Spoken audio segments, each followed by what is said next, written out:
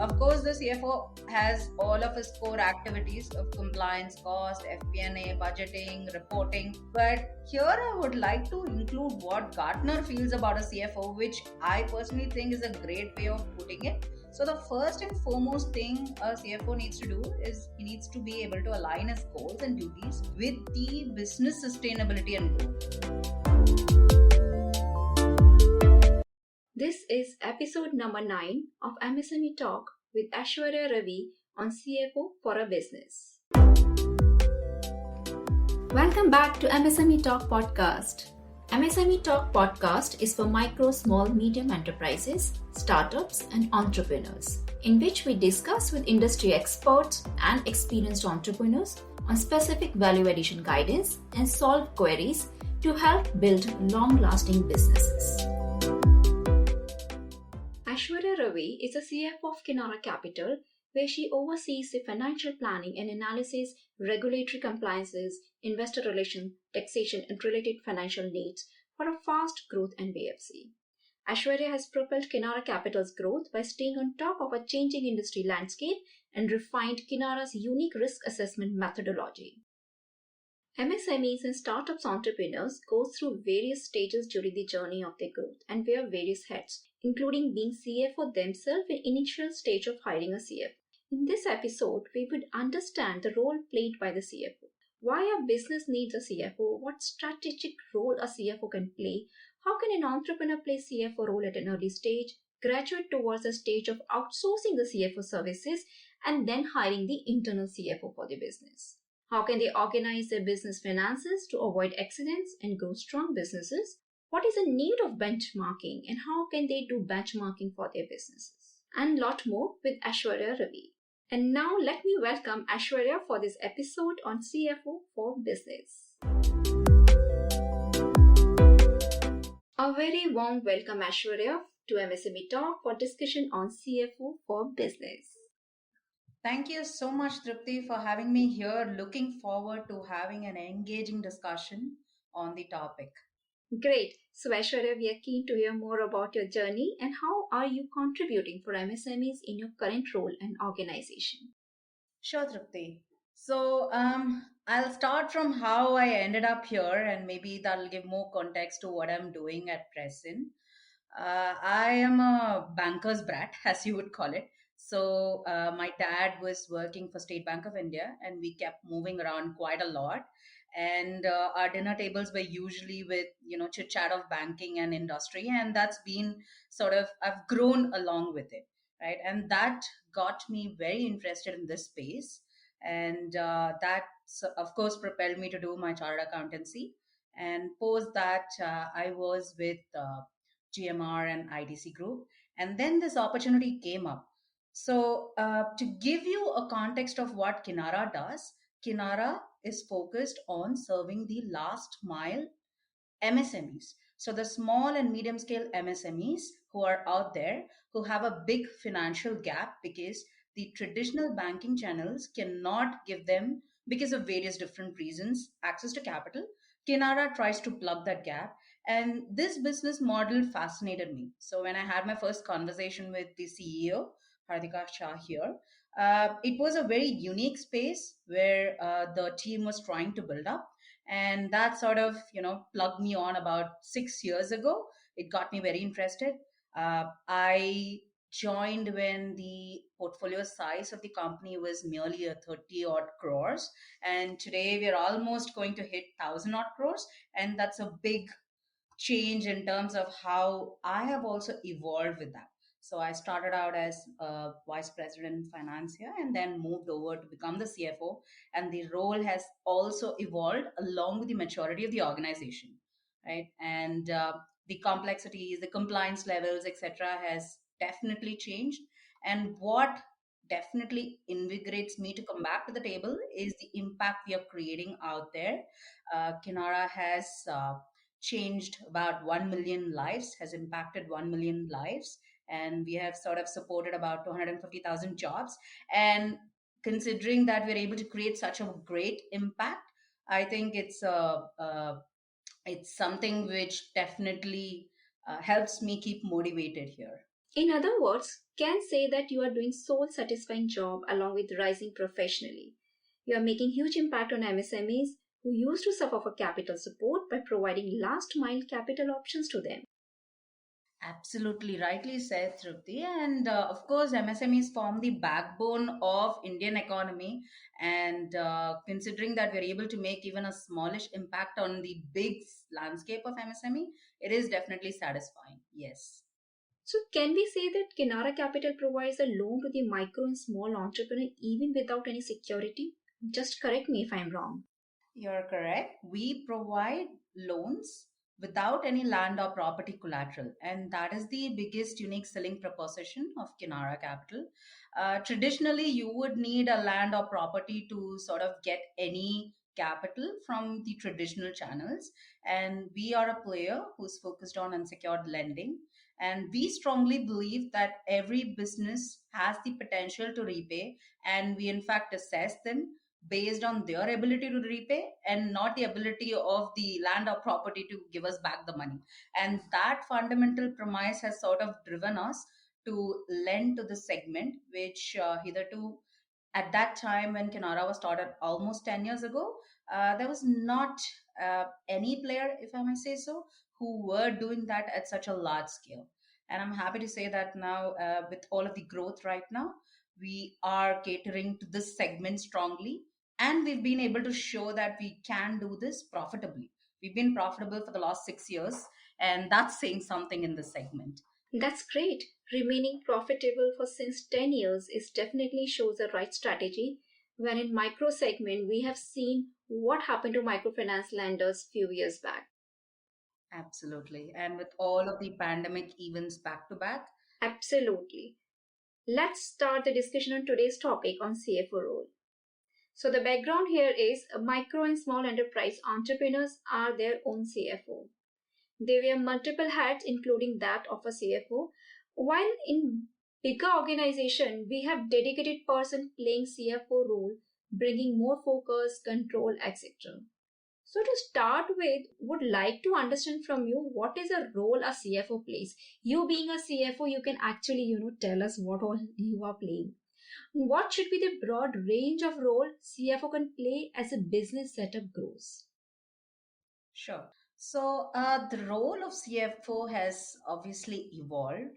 Uh, if I were to say the original tenets of a CFO role book was three C's, and that could mean for us control, compliance with reporting, and cash flows. And any CFO you talk to, these three would be the golden words which goes hand in hand with the CFO's role. Obviously, control would mean cost optimizations, controls over the budgets, and such things. In terms of compliance with reporting, it would obviously mean adhering to the myriads of rule books which company law, SEBI, RBI throws at you, and keeping in compliance and reporting with all of that, along with financial reporting. And the third would, and the most important piece, I would say, are the cash flows. Now, cash flow becomes the backbone of any industry, any business, and that's sort of a core role of a CFO. However, now there is a lot of change in the last decade, and especially through the pandemic in the last couple of years, how a CFO is viewed. Definitely, these roles, whatever I talked about, the three C's, are part of a CFO's kit. But I think with multiple black swan events in the last few years, the CFO had to sort of pivot and rethink everything, including business strategy, approach, and scalability. So the CFO essentially needed to make fast business decisions which will impact business growth and business scalability and even survival in the last few years, rather than just be a post-mortem effective guy who will just look at the numbers and present the output. Now CFOs actually are able to drive the change. They're able to enable the change and also to compare whether whatever they have indicated has been implemented or not. And that's a big difference to, I think, where the CFO's role has come. In fact, in key business making, I think they are alongside, right alongside the top table with the CEOs, taking business decisions and reporting to the stakeholders, which has, evolved the CFO's role quadruple times. Of course, specific skills are also important. Skills in the current era of even knowing the accounting standards, because there is a lot of evolvement there. Ind AS, etc., has come in multiple sectors, and this is a very core technical knowledge, and a CFO needs to keep abreast of all of these changes, which is critical to his doing his uh, core competence well. And last but not the least, another activity which now is gaining a lot of importance is the financial planning and analysis. Now, always budgeting has been the role of a CFO, but how to plan despite black swan events, how to combat all of these events and still be within budgets. I think now it's become more of an art rather than science, and the CFOs are trying to be more robust in this particular aspect as well. Interesting. CFO can play a very strategic role in the growth and stability of the enterprise, which is much more than the traditional control and financial statements, if the CFOs are properly utilized for the organization. Absolutely, absolutely. Aishwarya, being a CFO of their own business, what key things entrepreneur can learn from you to keep track or keep a tab on, say, daily, weekly, monthly, yearly basis to organize themselves better?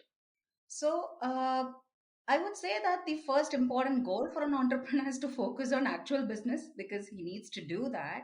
But having said that, if a formal CFO is not in picture, then an entrepreneur must be sure to follow any compliance requirements, especially in an industry like financial services, where it is very highly regulated by RBI and you need to toe the line always. So, it's important, first of all, to be compliant in all aspects.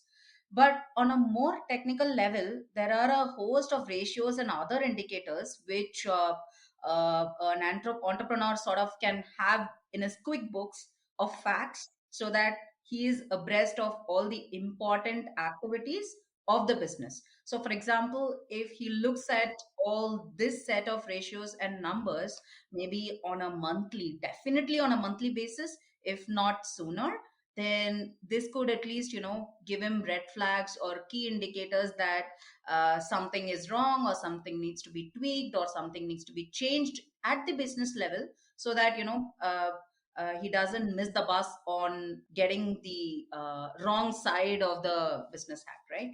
So some of the key things which you can look at are, of course, financial health related ratios like quick ratio, current ratio, wherein you can gauge whether you have enough assets or enough cash to repay off your current liability. So that's your quick ratio and current ratio. Then ALM, so asset liability related, working capital related fund positions, which can gauge whether you have the ability to repay all your receivables on time. Then performance related, like your EBITDA margins, earnings before interest tax, essentially your net profit margins, your returns of equity, then budget versus actuals, which is a key indicator of whether you're within budget or not, and then whether you can survive or not in terms of the budgets you've planned. Asset and liability related indicators like return of total assets, then your leverage, which shows your debt equity uh, concepts, essentially to figure out if you have sufficient equity to carry on leveraging your book. So that's very key in assessing your health.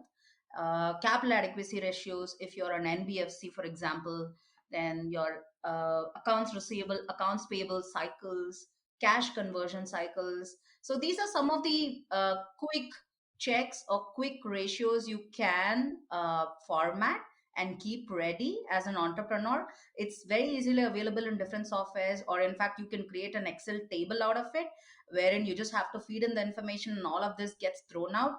And if you have a great reference range for your particular industry or your sector, if you plot that against these ratios, then it should give a good idea of where you're headed. And it'll be very, very easy for a small business entrepreneur to course correct very efficiently using these ratios. Um, In my opinion, these needs to be done at least monthly, if not weekly or fortnightly in some of the ratios cases. But again, it's to each his call of how convenient they are in reviewing their performance. One of the listener had asked to know more about EBITDA Mhm. and do they need to track it on monthly basis? Sure. Let me maybe just expand on what EBITDA is. Being a finance person, we throw around a lot of technical words, but as I get reminded by my fellow stakeholders, it's easier to expand things so that everybody understands. So let me expand what EBITDA means, and then maybe I'll jump into the relevance of whether you can calculate it monthly or not. EBITDA essentially means your earnings, which is your net income, earnings before interest, tax, depreciation, and amortization. This is the full form of EBITDA. E is, of course, your net income. I is your interest. Then T, your taxes. D, your depreciation. And A, your amortization. Now, do you need to calculate your EBITDA monthly? Of course, it's up to you. But if I were an entrepreneur, I definitely would want to monitor my EBITDA on a weekly and, in fact, on a monthly basis on a most definite level. And the reason why I would like to do that is I would like to know whether my business volumes are in tandem with my costs, and am I going to be profitable anytime soon or at the end of the year, and whether am I tracking to my budgets or not. Now this is a very important indicator for you to know whether your numbers are up to speed, whether you need to increase your sales, whether you need to figure out how to cut your costs, or are there unnecessary debt etc sitting in your book which you are unable to use, and hence the cost of that is dragging your EBITDA down. So there is a lot of indicators. Each and every business, of course, would be different. For example, in a trading stock and trade kind of a business, the kind of metrics you would look here in this would be different to a manufacturing kind of a business or an NBFC, right? So it is a wealth of information, and doing this on a regular basis will also fine tune the entrepreneur to sort of look at the cues of what needs to shift, what needs to change, and hence help him in maintaining a scalable and a sustainable business, which is the goal at the end of the day. There is another query which says how to calculate EBITDA from monthly profit and loss numbers. How they can do that is go to the PAT level and just add back all of the interest, taxes, and depreciation and amortization figures, and they'll get to the EBITDA numbers. Aiswarya, data says that majority of the MSMEs fail due to cash flow crisis. At early stage, they don't even have a dedicated CFO to guide and control. So what you would advise to these entrepreneurs? We would like to get your guidance on how they can organize their business finances to avoid accidents and can prepare for any unforeseen scenario which can have financial impact. So the first mantra is, know your numbers. If you're an entrepreneur without a CFO, then know your numbers. Even if you have a CFO, know your numbers. It is not just the CFO's job to know the numbers. The entrepreneur or the CEO needs to be aware of all the critical KPIs, because they are the business drivers, and they need to be aware of what impact or what change needs to be made at their level, right? And typically, building a 12 to 24 months runway for startups is advised. Though when you say MSMEs, that's too broad of a range. For example, our customers are in the micro, small scale enterprises. They have a monthly turnover of about 1 to 10 lakhs probably. But there can also be MSMEs that can have about 200 crores in the turnover itself, right? So there is a very different reality depending on what type of a company you are and how much cash flow you realistically can manage. But as you said, as COVID has taught us all, we can't predict for every instance how or where the cash movement might be, or what can be the black swan event which we've been battered with in the last couple of years. Now there's been multiple black swan events. If you take the financial services industry, there's been a myriad of events, starting from demonetization, GST, and then pandemic 1, pandemic 2, so there's, and then the ILNFS crisis. So all of these are black swan events which essentially a normal business can never plan for. You can never plan assuming that there is going to be a black swan event, but nevertheless, when the event does come up, how do you sort of take steps to mitigate it, right? So it's very important for an entrepreneur to sort of adapt and make decisions swiftly, right? In such a non-predictable environment, it is important that the entrepreneur is very fast and he's able to decide quickly and pivot the business model to sort of ensure that they stay afloat or at least are still sustained despite the black swan event. For example, one of our MSME customers, they were producing metal parts manufacturers, but when the pandemic hit, they just quickly pivoted and started doing sanitizers stands, right? And this sort of pivot helped them to sustain in the business, and they are growing fast right now, right? So that's very key in such a scenario. Now, having said that, every entrepreneur also needs to know how to manage his cash flow. The simplest way to explain this is if your expense exceeds the cash balance, then there is definitely a problem. It is important to know that your expenses, especially during the early stage of the growth, is going to be greater than your revenue. And that is fine. If you have a way forward and a plan to ensure that all of the expenses you're sinking into the business right now is going to generate X amount of revenue or X amount of asset in the future. So you need to be clear of the cash flows in your business with a long term perception, not a short term perception. Short term perception is very narrow for an entrepreneur or a CFO to have. It needs to be a longer sort of vision. Now, regardless of the life cycle stage of what the business is in, uh, it is definitely sure that your cash should be able to meet all of your expenses, which means you need to either have capital or you need to be able to borrow that money to fund yourself, or have sufficient investor base to sort of plug in more capital so that your cash flows are managed. So basically, whatever scenario comes, always need to keep a check on the cash flow, keep buffer for a few months, and check on expenses.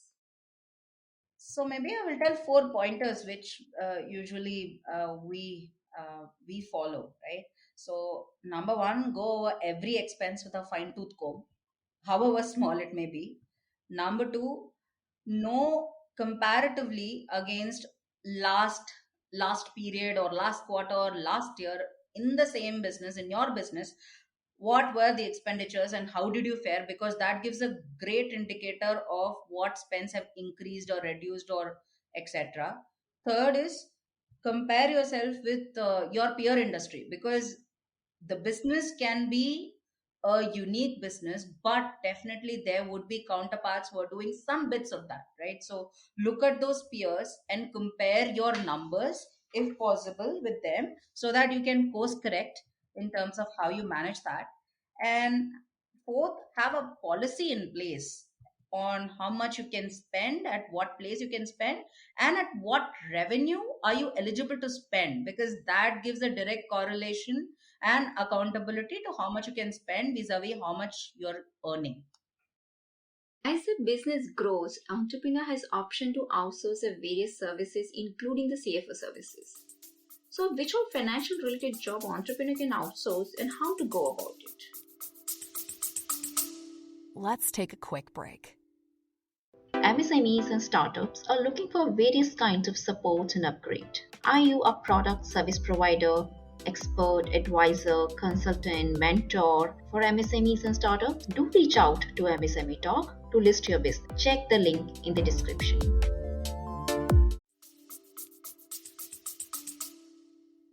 So, one fundamental thing. So, maybe for outsourcing itself, the first thing I would say is never outsource any core activity. And I'm being generalistic here because every business is unique. In some business, accounting may be the core business. So, all the MSMEs out there, the fundamental rule is never outsource any activity which is core to you.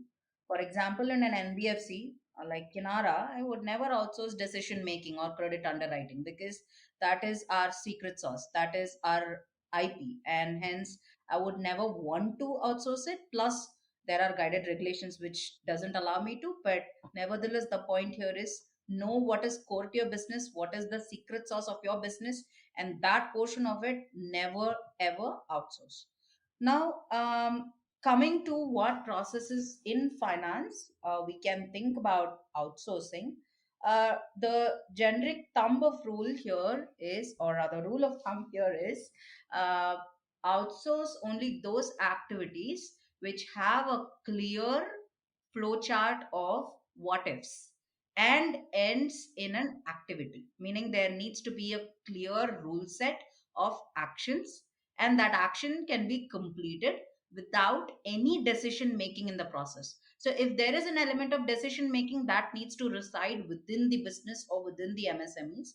If there is no element of decision making, for example, paying of employee related claims, where there is a set rule on what is the eligibility, what is the availability, etc., there is no decision making there. You can just follow the SOPs or the standard operating practices and release their claims, right? So such activities can be outsourced to outside agencies. Coming to a few of what that can be, the accounts receivable and accounts payable process. That's a process which can be outsourced, and it has been in work for quite some time now. Many of the companies have chosen to outsource it because it's a repetitive process and involves a lot of stakeholder engagement with vendors, with our debtors, etc. And the outsourcing agencies are better equipped and standardized to sort of deal with it, and not the core team of the business. Other such things could be reimbursement claims, as I was mentioning earlier, bookkeeping services, because you need qualified professionals who are able to keep your books. And if you can't hire them, then it's better to just outsource that particular process so that trained professional can do those services. Then control and compliance related function, like for example in an NBC there is a host of rules you need to comply with, from company law, RBI, SEBI, etc., etc. So if you are a highly regulated entity operating in such a sector, then it is prudent to sort of, if you don't have the scale or the bandwidth to sort of in-house do this, then just outsource it to external consultants whose bread and butter is understanding all of these compliances and uh, uh, taking them in their stride and keeping themselves updated and complying your business is their first priority. So do that. Other things could be your tax returns, tax filings. That's also activity which can be definitely outsourced. So these are some of the activities which I think it's run of the mill in the finance department, and this can easily be outsourced. And hence, if it's a organization, as an organization, I think it can be more effective in certain cases to outsource it. But again, the decision to outsource or not is something you need to evaluate very clearly at your end, as specific to your business, before taking that decision, because every business is unique and different. As you were mentioning about the three C's, compliance, control, and cash flow, from you we understand compliance could be outsourced. But what about the control and cash flow? Nowadays, CFO services can be outsourced. How does an entrepreneur know at which stage to hire a CFO? Yeah. So if I were to answer it in one line, I I cannot tell you what is the right time to hire a CFO, but what I can do tell you is you need a person to handle the finances of a company. Their bread and butter is handling finances. And I think it's important to ensure that you have at least a finance lead. Maybe don't call him a CFO, who can manage the ins and outs of the business finances, which is something every entrepreneur should think of, right? But at the same time, you brought an interesting perspective. CFO as a service is now used by many companies. It's something which has come up in the last few years, and they do provide most of the core services at a strategic level for the CFOs. Now, here I would recommend that early stage MSMEs and who are just starting out or in their early stage of the growth cycle, if they are not able to hire a CFO, where because I have heard a lot of challenges wherein the talent or the CFO pool are more willing to work at other branded or top level sort of companies, and hence there is a dearth in the lower order MSMEs to be even able to hire such CFOs. Then in those cases, a CFO as a service is a good stopgap option, and they do perform all the necessary activities of what a CFO should do. However, I do recommend hiring a CFO who's part of the leadership team to build the business, because having that CFO guidance at the table and invested in the business will go a long way in ensuring that the business becomes scalable and at growth, because having a person inside guiding you and invested in the process will sort of help you multifold, rather than an agency just doing it as a part time and on project basis. Of course, no offense, there are specialized services you can give to them, they are pretty good at it, but they typically are not invested in your journey, in the entrepreneur's journey, which is what you would more often than not want, right? Let's take a quick break. Hey, MSME Talk listeners, hope you have not missed subscribing to our newsletter for the latest news, blogs, podcast updates. Check the link in the description. We don't spam your inbox, and hence we do have one of the highest rate of newsletter opening in the industry. So basically, when you are at the path of scaling up, better to get internal CFO. Till then, outsourced services can be used. Absolutely correct. Yes. Internal CFO will help you deeply in your business growth, as they would lead the journey along with the entrepreneur. Now, my next question is related to role of a CFO. Why I'm asking it is many of the entrepreneurs who have never used the CFO have questions in mind. What CFO can do when we are the one who takes the decisions? I mean, the entire control is in the hands of the entrepreneurs. While there's other part of the business owners believe CFO is Aladdin ka chirag. You ask it, and CFO will immediately get you cash flow line, loan, capital, treasury support, etc. So, what is the general expectation from the CFO? And at the same time, what are the limitations of a CFO? So great question. I mean, I can just tell you what is a typical CFO's duties, and what is the expectations of the CFO, and these two could be actually different depending on where you work, because a duty could be something and expectations could be something altogether. But let me try and articulate what I think of what a CFO needs to be. Of course, the CFO has all of his core activities of compliance, cost, FP&A, budgeting, reporting. I can just keep giving you the generic list. But here I would like to include what Gartner feels about a CFO, which I personally think is a great way of putting it in terms of what a CFO's expectations are. So, the first and foremost thing a CFO needs to do is he needs to be able to align his goals and duties with the business sustainability and growth. And what this means is, as a CFO, he is the only person having the key to ride the car, right? I mean, he essentially knows when the car is going to stop, when the car can be started, when the car can be accelerated, and when the car is going to get totaled, right? And he holds that key in terms of information insight at his fingertip, and that's the foremost expectations of a CFO. He needs to be able to give all of this information to any business at any point in time, so that the car can be driven with maybe starts and stops, but at least chalna chahiye, and that's the foremost expectation. Second thing, he needs to be able to allocate time and personal capital to the business. A CFO is a person who the external stakeholders perceive to be the inside man, right? And inside man or woman, as the case may be.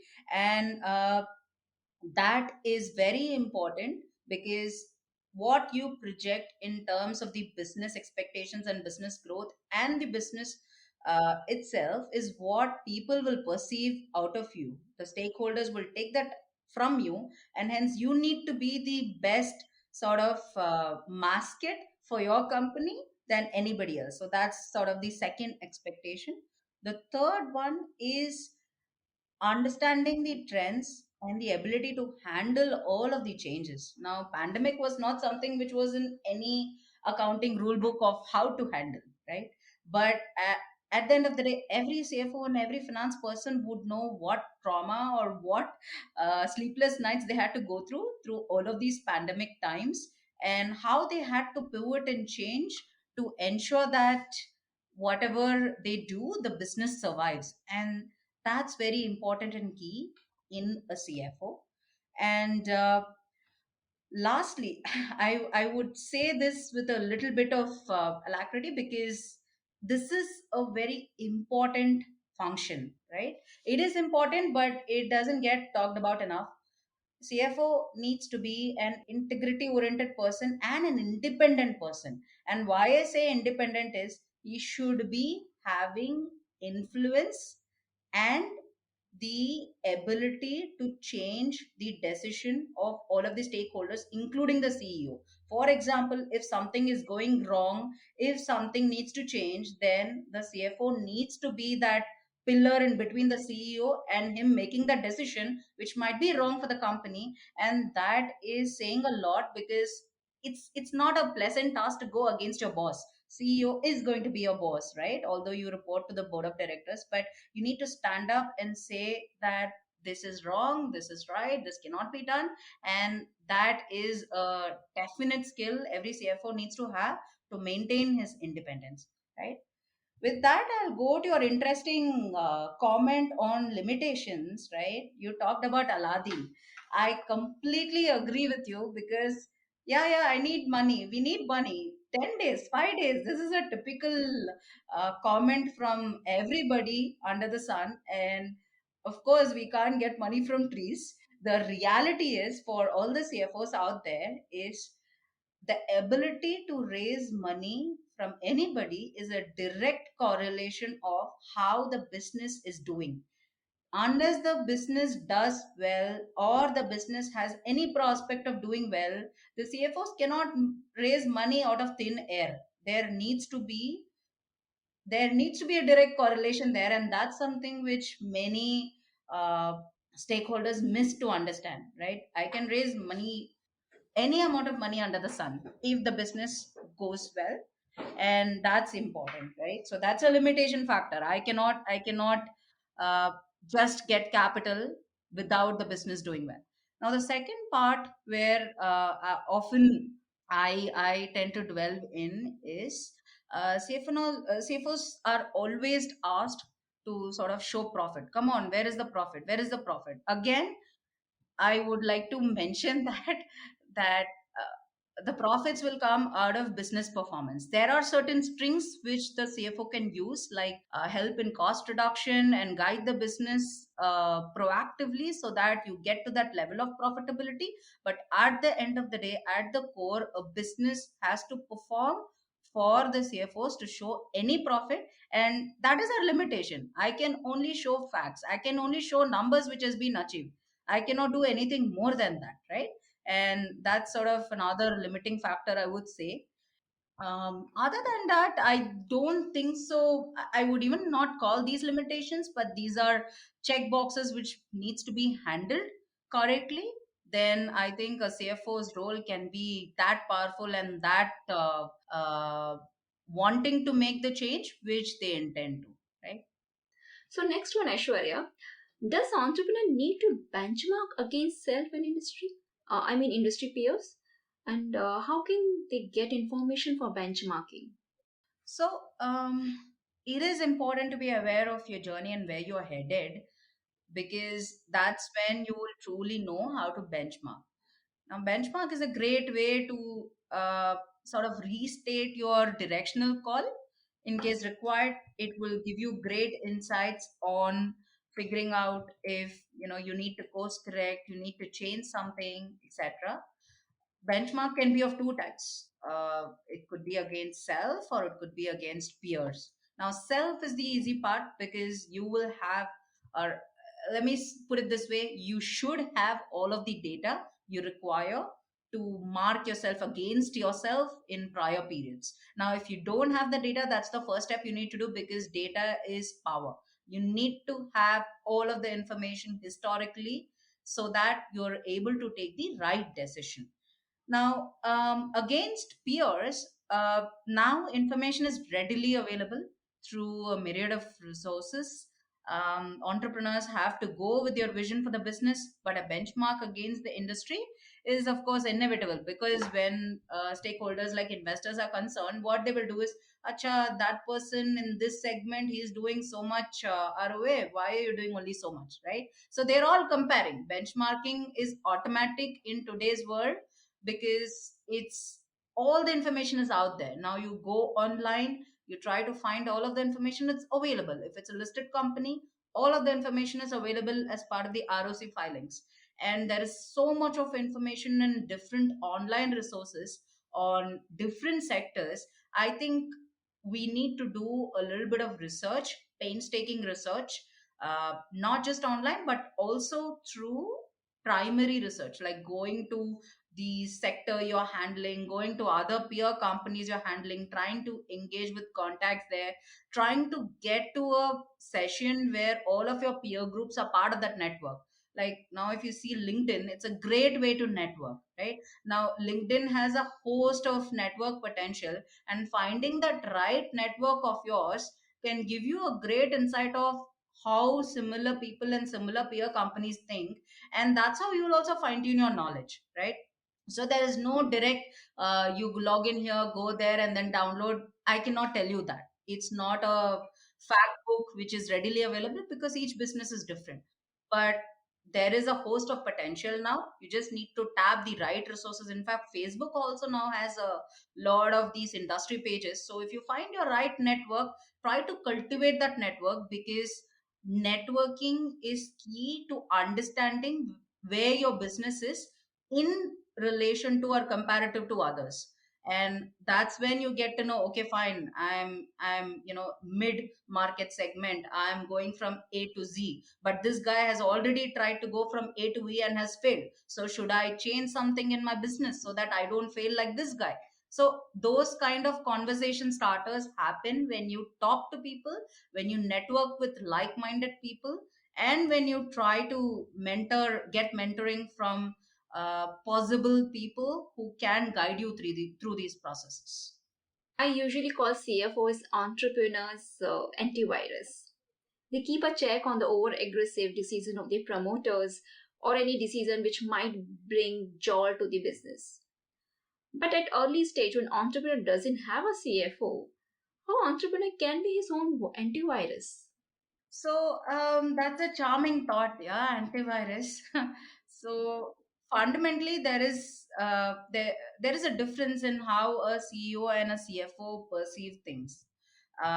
Traditionally, a CEO is always going to be a risk taker, and to run a business without knowing whether it's going to survive or not is going to be risky, and they have to take those leaps so that they can have a profitable business. So CEO is doing his job, but at the end of the day, if you look at it, an entrepreneur's mindset is of risk taking is usually very opposite to a CFO's training to take a prudent practical approach, and each will have to play their role. So when an entrepreneur is trying to wear both the hats, his line of demarcation sort of blends, and there will be a definite push and pull. More often than not, an entrepreneur will remain an entrepreneur, and he or she will take the decision which is best suited for the business, of course, but not in the best light as a CFO might. So in my opinion, at least, I think it is important to have the I would call it the low end package of antivirus, if not a CFO, at least a finance lead somewhere out there, or outsource the finance function so that there can be an independent corroboration of uh, what is being done by the CEO, because the CEO should not be limited by the thoughts of prudence or financial ability, etc., because it doesn't work very well. It can work for some bit of time, but I think in my mind it is important to segregate those duties so that the job gets done more efficiently. Now the question comes when entrepreneurs are growing, usually a struggle comes to balance between growth and profitability. To get the growth, they would get costly capital and resources.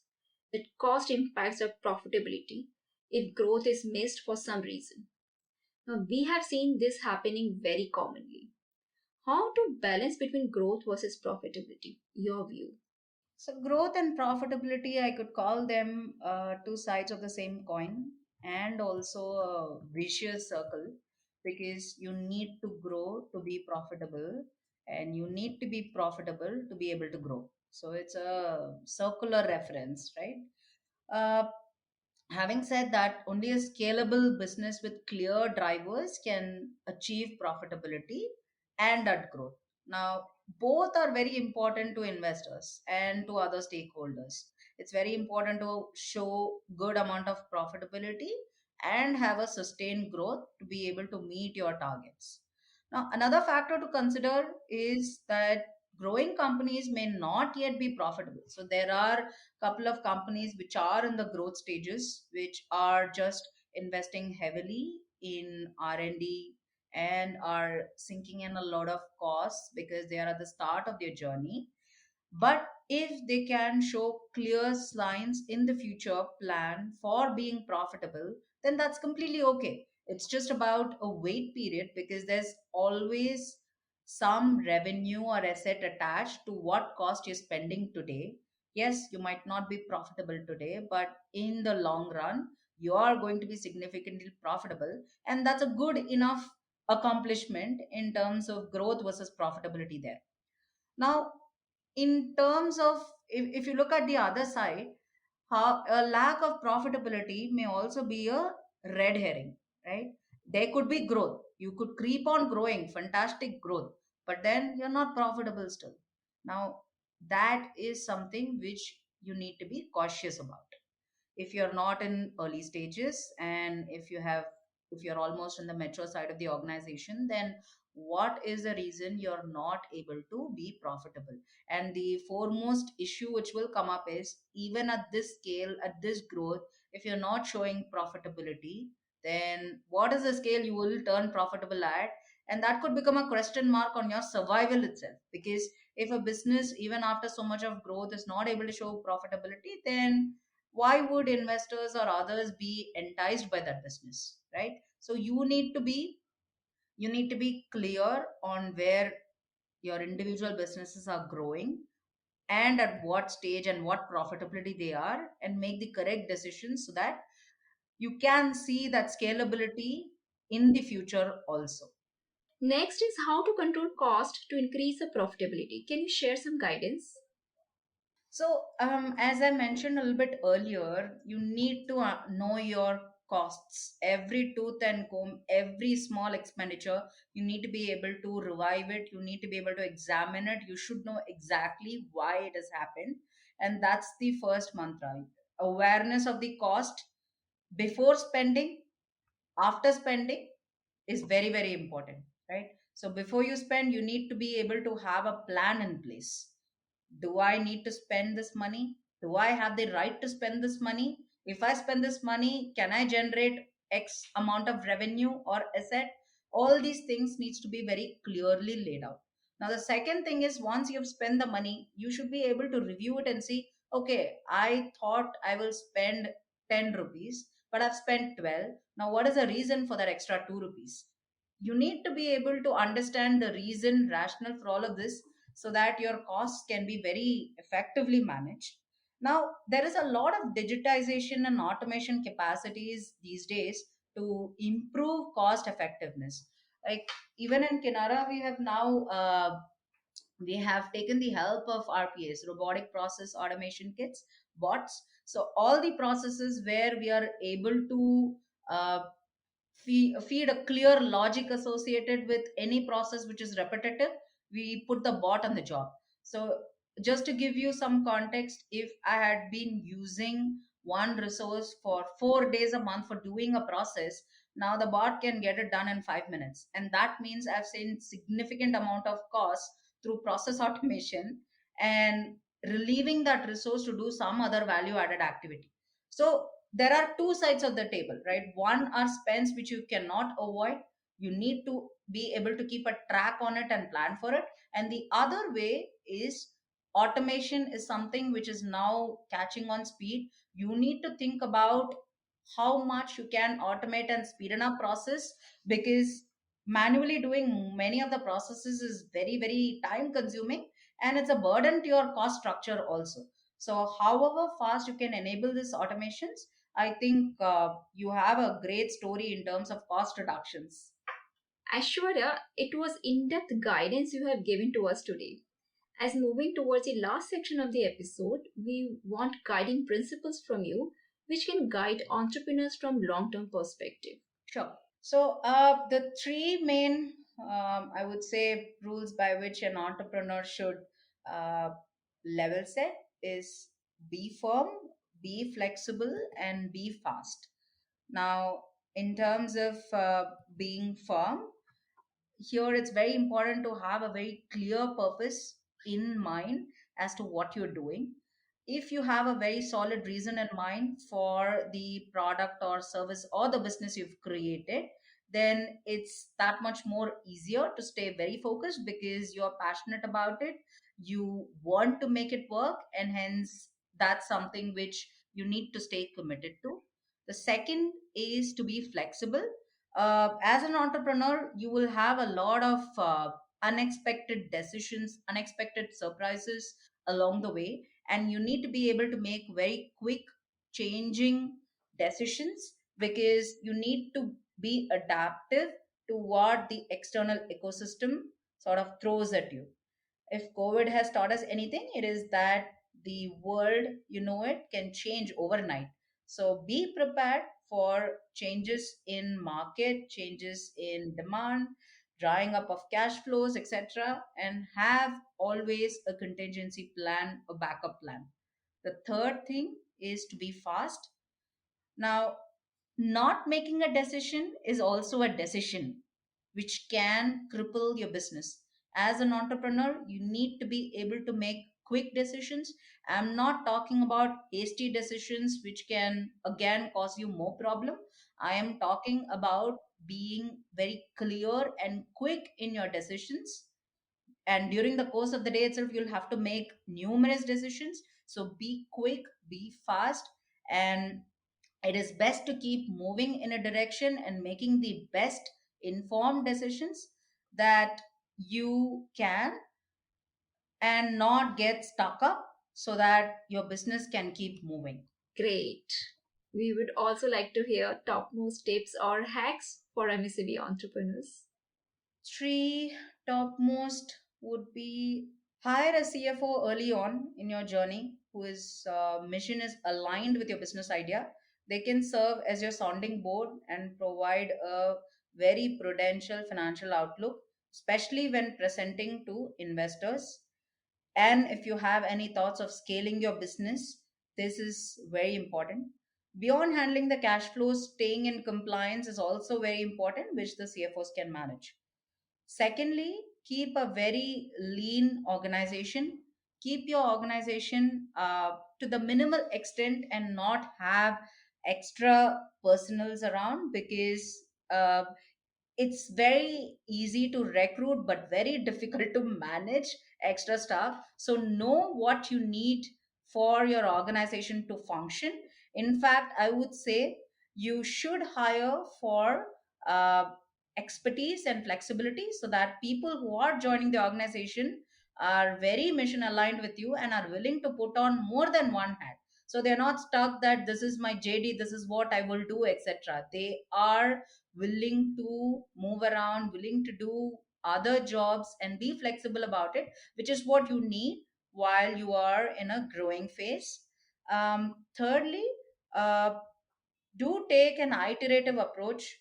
don't delay too much on getting your product or services out to the market. But if your customer gives you any feedback, then do consider your feedback and immediately take steps to change it, because what you're doing business so that you can satisfy somebody at the end of the day. And if that person is not satisfied, then you need to make tweaks at your end or changes to your end so that your business can flourish. And above all, actively listen to them and always try to improve upon what the customers are thinking and saying, so that it aligns you more in terms of your business realities.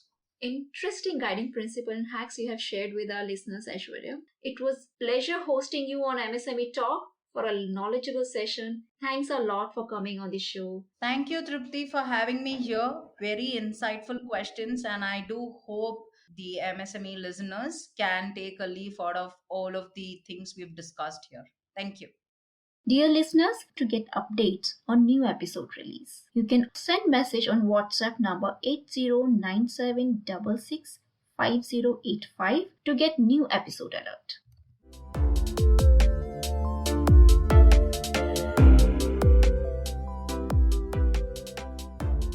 Through this episode, I hope you would have got some answers to your queries and guidance for way forward. Do share your learnings from the episode, your feedbacks and suggestions. If you are an entrepreneur and have questions from experts or any particular topic or profile of expert you want to hear, or if you are an industry expert with MSME as a target audience, do reach out to us. Our link is given in description. And at last, please do subscribe for MSME Talk podcast and don't forget to share the podcast link with your friends, family and network. Take care. Goodbye.